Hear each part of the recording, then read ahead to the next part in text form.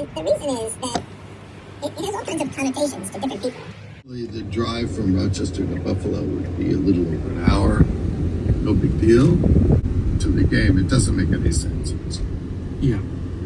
But if we had paid for those tickets, I wanted to ask you about that. When you shared these with your colleagues, did they say, wow, that's really interesting, these are violations of our models? Or did they say, here's Richard being irritating again?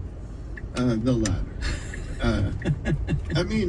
I would say there were some economists. Helping NPR advance journalistic excellence in the digital age. This is Hidden Brain. I'm Shankar Vedantam.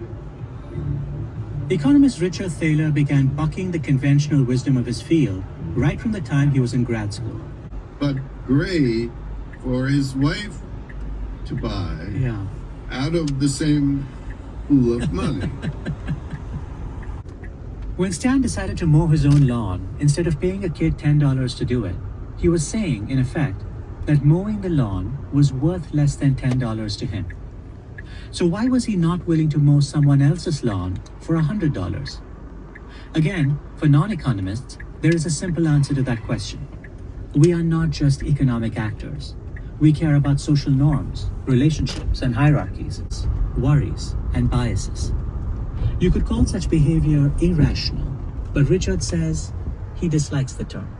And the reason is that it has all kinds of connotations to different people. And if you say something is not rational.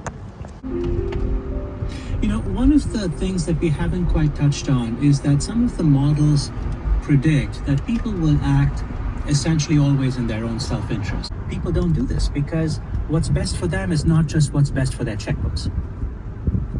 Yeah, and again, this is a good follow-up to the discussion of rationality, because this is clearly a case where we don't want to say that leaving a tip in a strange restaurant is irrational. Mm-hmm. What we can say is that it became a social norm, which isn't really explaining it as much as giving it a name.